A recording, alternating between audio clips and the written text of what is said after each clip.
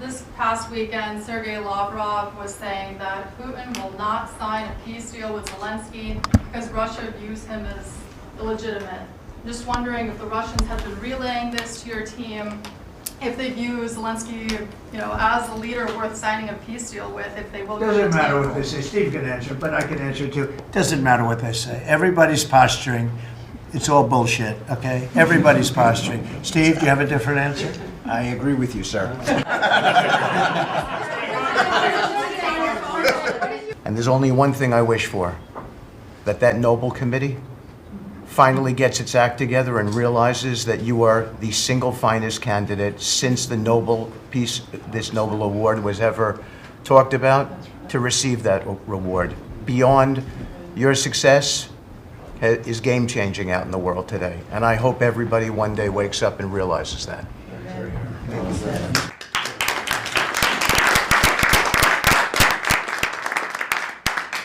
Thank you, Steve. This is my video update on this Wednesday afternoon, August the 27th, coming to you from Nicosia, Cyprus. Let's talk about some news.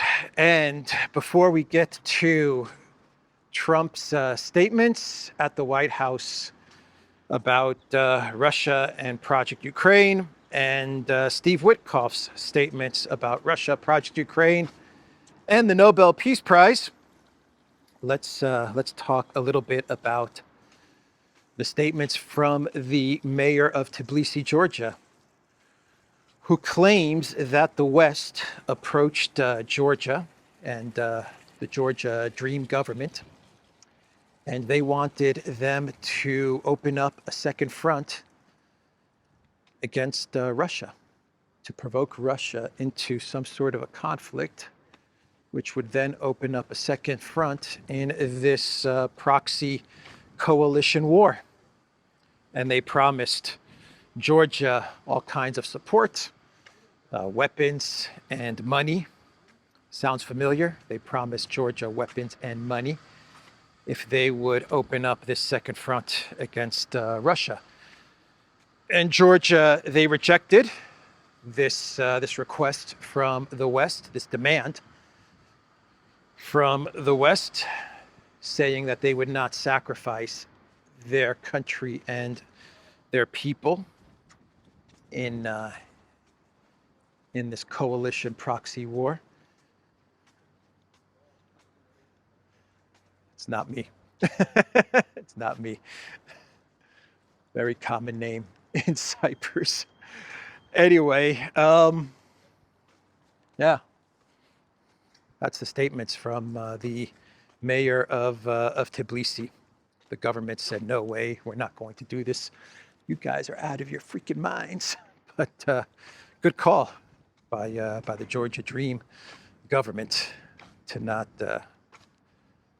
take the bait and go along with the collective West's demands, all for money and weapons and support.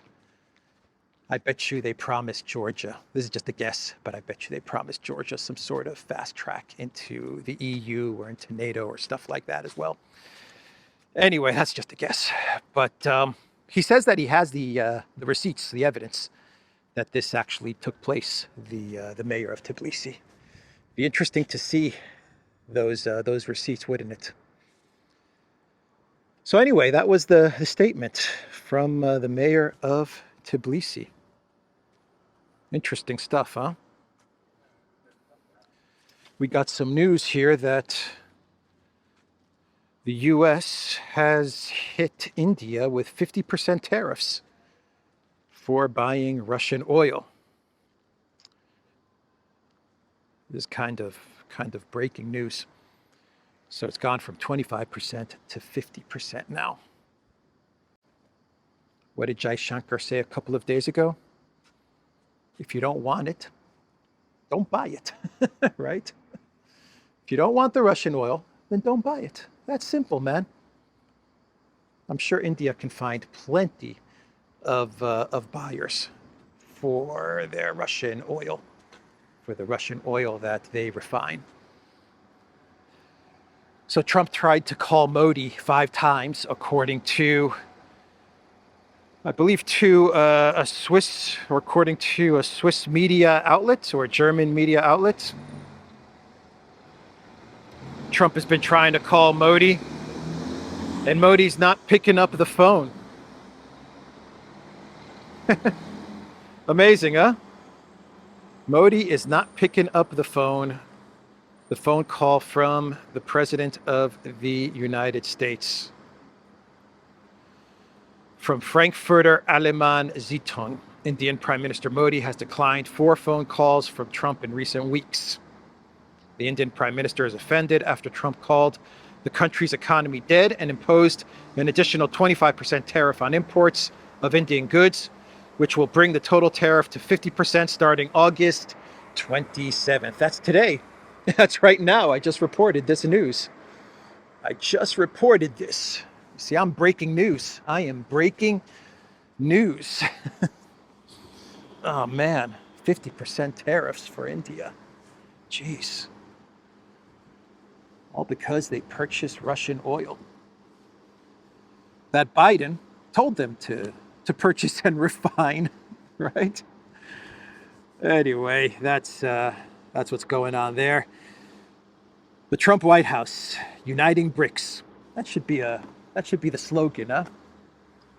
Not peace through strength.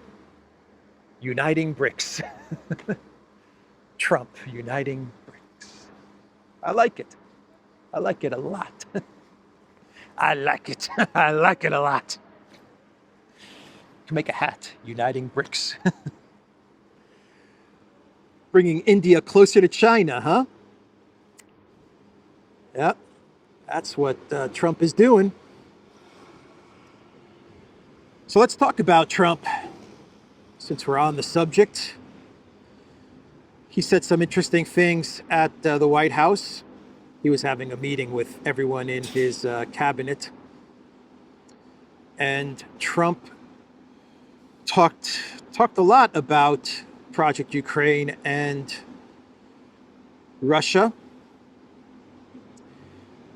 He said that Ukraine thought it would win the war against Russia.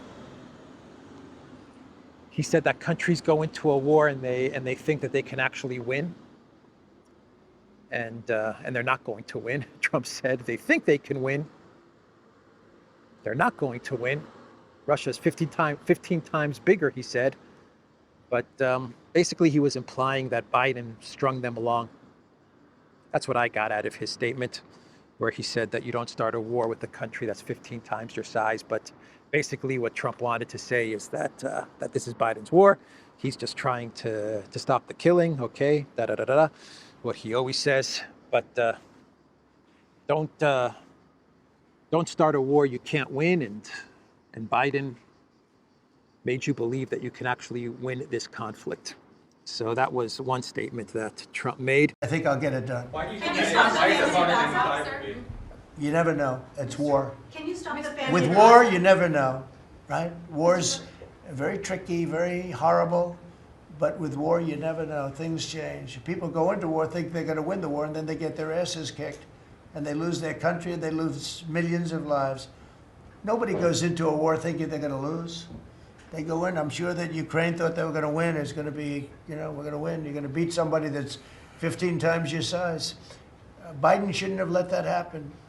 Biden shouldn't have. I mean, the man was grossly incompetent. He should have never been there. That would have never happened.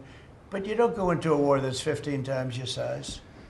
He also said that in order to end this war, he is going to place tariffs and sanctions. Doesn't matter, one and the same thing, tariffs, sanctions, whatever it is.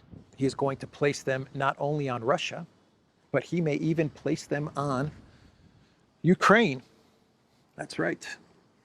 Tariffs on Russia, which Russia is just going to brush off from the Trump administration, but tariffs and sanctions on Ukraine, which he's not going to do. But if he ever did do such a thing, well, that would sink the Ukrainian economy overnight. I don't even think you need to put tariffs or sanctions on Ukraine, do you? Just stop sending them money, right? That's it. That's the tariff or sanction that you would put on Ukraine. Stop sending them money and weapons and stuff like that, and it's game over, man. But he's not going to do that. But the United States doesn't do that anyways. Trump put a stop to that. Now the United States sends the weapons and the money to NATO, and then NATO does whatever they want to do with those weapons and that money, right? Trump said yesterday, we don't have anything to do with Project Ukraine anymore directly. We just deal with NATO. So anyway, that was his statement there. And he was asked about Lavrov and Lavrov's statement to NBC News, where he said that Russia's not going to sign any kind of deal with Zelensky because Zelensky's illegit. And Trump said that that is all BS. It's just all posturing and it is all BS. He may have a point about that, to be quite honest. There is a lot of posturing from everybody, from Russia, from Ukraine, from the United States.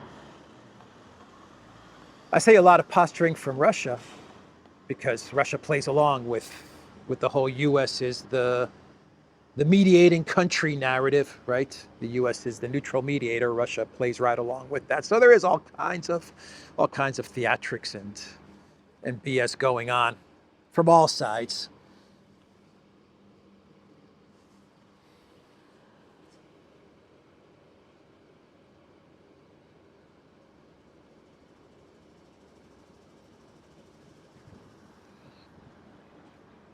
So then he turned it over to Witkoff, to Steve Witkoff.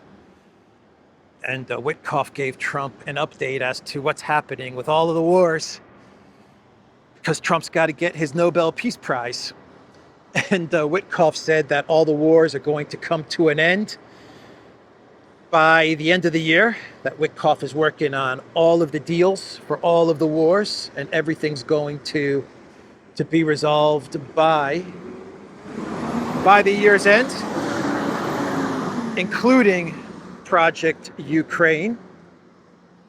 And then Witkoff said that Trump is deserving of the Nobel Peace Prize. Just give him a Nobel Peace Prize, man. Just give it to him. Don't wait until the end of the year. Nobel Committee, just give it to him. Give him that prize. Anyway, that's what Witkoff said. Witkoff then went on to Fox News, where he was interviewed by Bret Baier. And Bret Baier asked him about the negotiations with Russia. And Witkoff, where is it? Witkoff said that there is a deal on the table. That is what he said, that Russia has put a deal on the table, and he believes that Putin wants peace, and he's sincere about that.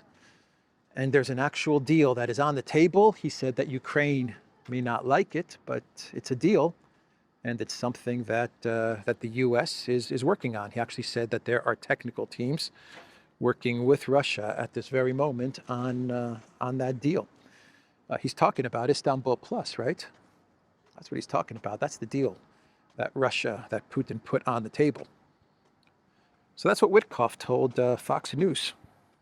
Absolutely, there is a peace proposal on the table. Putin said that he wants to end the conflict, and I hope that he adheres to this statement. The Russians made a proposal. Maybe it includes something that Ukrainians can accept, the special envoy said. There's a peace proposal on the table, Witkoff reiterated. We're at this place where we think the end is in sight. We have technical teams working on it, and we're hopeful that by the end of this year, and maybe quite a bit sooner, we actually can find the ingredients to get to that peace deal.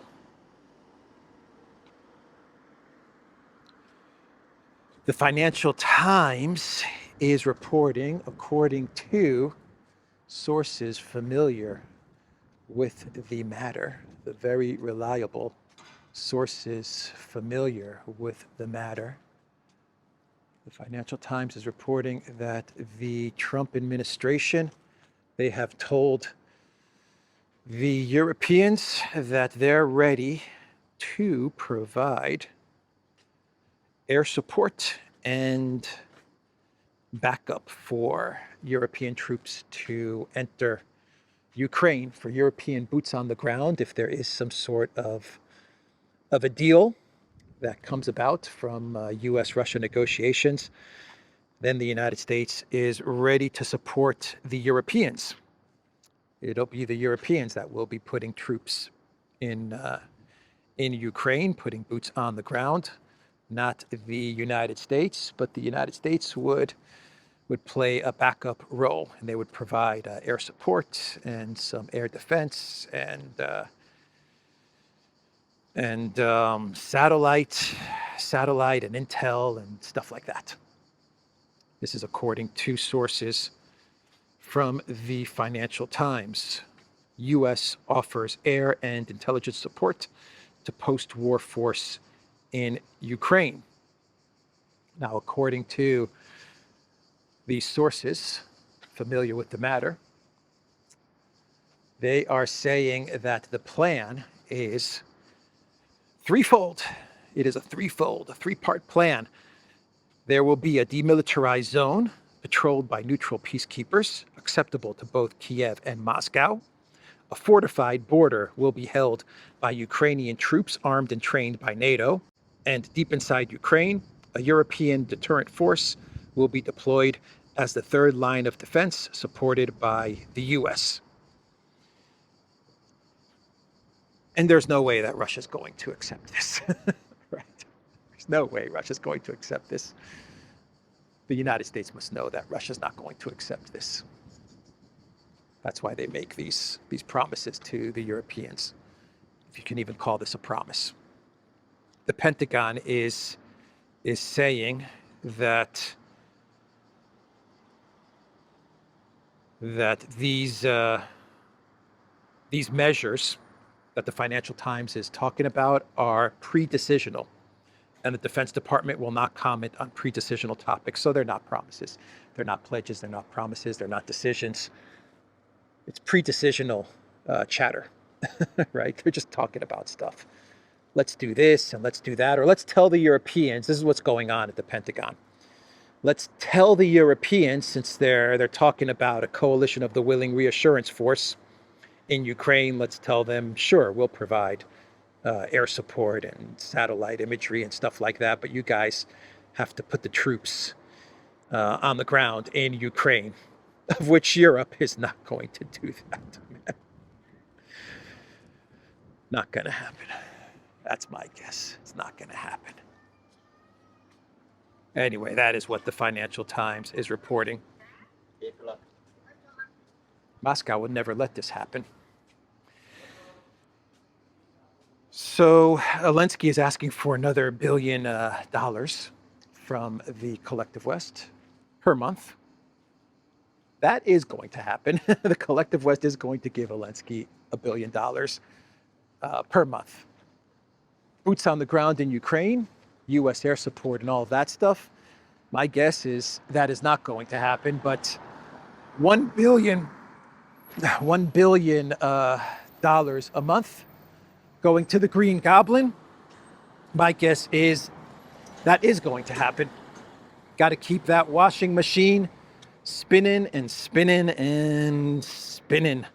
Zelensky is also saying that Ukraine can now hit the Russian Federation with long-range missiles without the permission of the United States,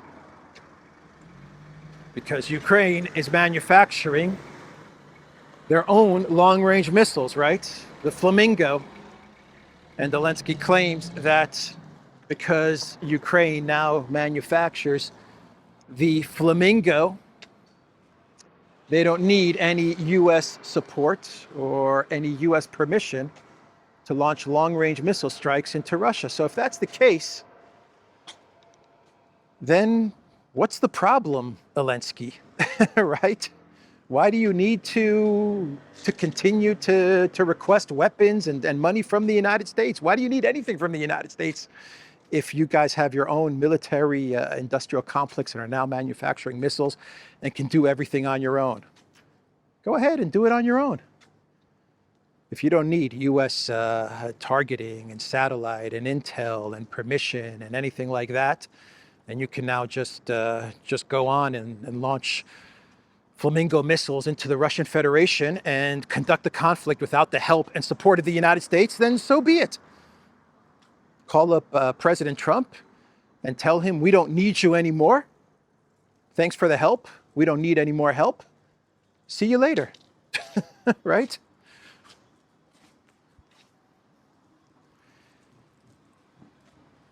That's what Zelensky said. Nonsense. Just nonsense, man. It's all posturing. It's all BS. What did Trump say? It's all BS. He's right about that. He's absolutely right about that. So Exxon is having talks with Russia's Rosneft so that they can re-enter the Russian market. Talking about the Arctic and the Sakhalin. And these talks have been taking place for a year plus. This is all according to the Wall Street Journal. Exxon held secret talks with Rosneft about going back to Russia. Resuming business in Russia would mark a dramatic rapprochement after Exxon's messy breakup with Moscow when Putin attacked Ukraine in 2022. When Putin launched his full-scale, unprovoked attack in 2022. Full-scale and unprovoked. So, not so secret anymore. Secret talks, not so secret, between Exxon and Rosneft. And Russia's interested, according to the Wall Street Journal, according to their sources. Russian officials are very interested in restarting the cooperation with Exxon. And there were not only meetings between Russia and the United States, but Exxon also held meetings with the Trump White House. And according to this article, they got positive feedback from the Trump White House about resolving the issues that the United States has with Russia, so that Exxon can eventually re-enter the Russian market and enter into a cooperation with Rosneft. So that's a very clear signal, if this reporting from the Wall Street Journal is true, a very clear signal that the Trump White House is moving towards some sort of a business normalization with Russia.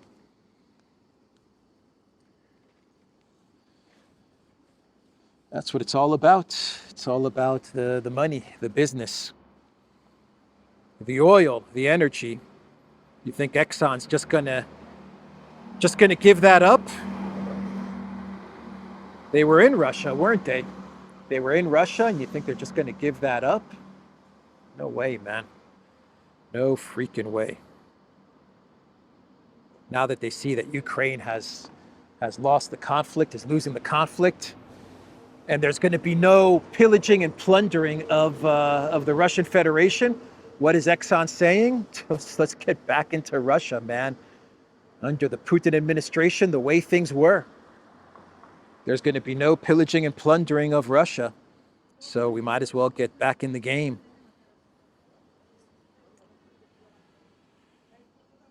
So we have some statements from Zelensky. I don't know who was interviewing Zelensky. The president in waiting, the man in London, the ambassador of Ukraine to the UK, who was in a holding pattern to get the green light so that he can take over the presidency of Ukraine. The British are just holding him there, and they're waiting. But Zelensky was giving an interview, and Zelensky, always the Banderite, he talked about how schools should educate kids about the Azov heroes of Ukraine, the Banderite Azov heroes of Ukraine. That is what Zelensky said in this statement. Russia will never allow it. They will never allow a Banderite like Zelensky to become president of Ukraine. So Netanyahu, he gave an interview to Patrick Bet Davis, PBD, and what a softball interview, man, from PBD. We're talking super softball interview.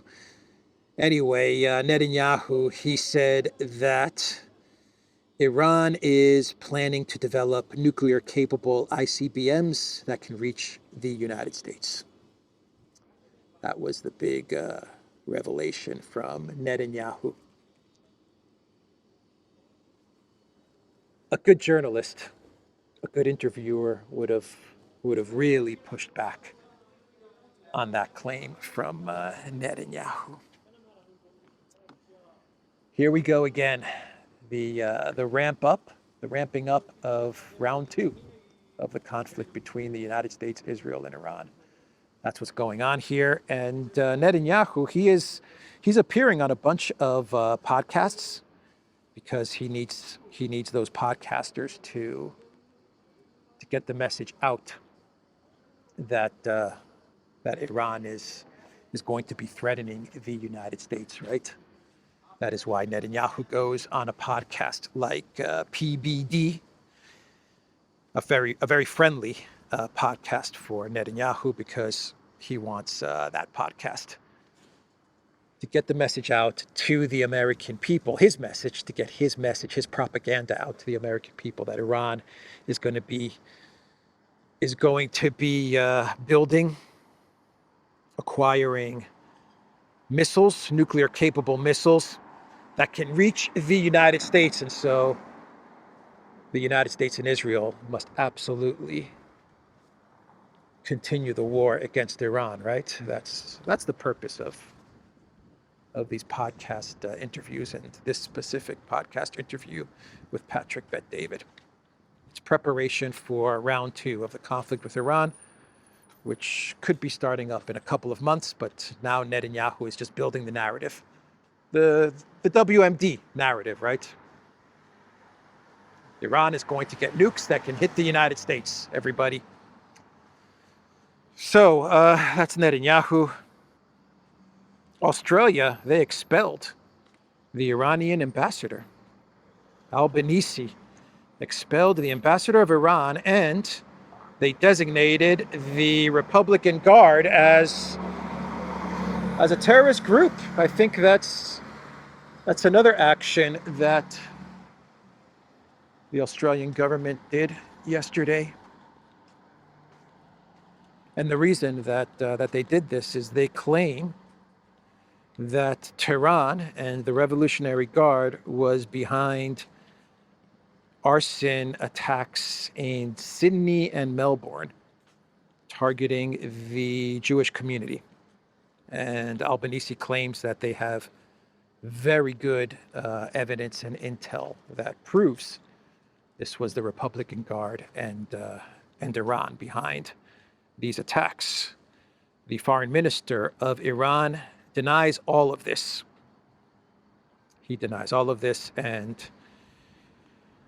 he posted on X, "I am not in the habit of joining causes with wanted war criminals, but Netanyahu is right about one thing. Australia's PM is indeed a weak politician. Iran is home to among the world's oldest Jewish communities, including dozens of synagogues. Accusing Iran of attacking such sites in Australia, while we do our utmost to protect them in our country, makes zero sense. Iran is paying the price for the Australian people's support for Palestine. Canberra should know better than to attempt to appease a regime led by war criminals. Doing so will only embolden Netanyahu and his ilk. And the foreign minister of Iran posted an article underneath this statement with the title, Netanyahu accuses Australian PM of betraying Israel. Yeah, so a couple of weeks ago, Netanyahu was very upset with Australia, and there were very large protests in support of Palestine in Australia, massive protests. And now you have the Albanese government expelling the Iranian ambassador because they claim that they have very good evidence that they were behind some sort of an arson attack on synagogues in Sydney and in Melbourne. So I think that's all the news on a very hot, muggy day in Nicosia. Everyone always asks, where are all the people? You have to be crazy to be walking in this weather, man. You have to be absolutely nuts to walk in this weather. Everyone is in some AC building. That is where everyone is at. So let's do a clown world, and we can wrap up this video. And let's start things off with the Merz. The Merz government, or should we say the Merz haircuts. There are reports from German media which claim that BlackRock Merz has paid more than 12,000 euros for makeup artists and hairdressers since taking office. That's a lot of money to make Merz look attractive. And it's not working. I'm just joking. Merz is a handsome man. He's very, very handsome. BlackRock Merz. Those haircuts are beautiful. BlackRock Merz. And the makeup artists, they're doing a bang-up job. Well worth the 12,000 euros. So there are reports which are coming out in Germany which claim that Merz is using the excuse of building up the military, of building up the German military machine, and circumventing, bypassing the debt breaks that Germany has in place but does not have in place for military spending. And what they're doing with this money, instead of allocating it to building up Germany's war machine, they're actually using this money to plug up holes in the German economy. Civil servant salaries, business trips, rents, how the federal government squanders defense debt. The federal government is using the billion-dollar defense debt package on a large scale to cover ongoing costs and thus circumvent the debt break. This is what research by NIUS shows. In the draft budget for 2025, which the Bundestag is scheduled to vote on in September, numerous items are listed as area exceptions. This means that they are counted as defense spending and are not taken into account in the debt break. However, many of these expenses have little to do with defense. For example, civil servant salaries, business trips, property leases, and work equipment are financed on credit. So the accusation is that the Merz government is categorizing all kinds of expenses as military spending. Thus, you don't have any of the debt break rules. And yeah, that's what Germany is going into debt for, right? They're not borrowing to build up their military. They're actually borrowing so they can spend the money on things like salaries and rents and stuff like that, man. Property leases, work equipment. And they're just categorizing all this stuff as defense spending. Everyone could see this from a mile away the minute that they put this clause, this stipulation in the budget. that defense spending is not subject to the debt brake. Everyone could see that everything's going to now get categorized as defense spending. And Germany's going to borrow a ton of money so that they can throw away the money on all kinds of things. Plug up all kinds of holes in the economy. So Salvini, he continues to hit at Macron. Salvini is not backing down. A couple of days ago, he was asked about boots on the ground in Ukraine. Macron pushing for boots on the ground in Ukraine, and Salvini said that Macron should jump on a tram and pick up a rifle and go to Ukraine, because no French citizens are going to go to Ukraine for his boots on the ground plan. And then the Italian ambassador was summoned to the French Foreign Ministry, and they were very upset with Italy, and they said that the statements from the Deputy Prime Minister was unacceptable. And many people thought that Salvini was going to apologize or back off or something like that. Nope. No such thing happened. He was at a Lega event, and Salvini, he said for months now, he, in reference to Macron, he's been harping on about war, the nuclear umbrella, bazookas, missiles, and a European army. Do you know why? In my opinion, they cooked all this up because Macron's popularity at home is at its lowest, Salvini stated, adding that some 80% of the French can't wait for Macron to leave. It's all BS. It's all posturing. It's all BS. Macron and his boots on the ground reassurance forces in Ukraine.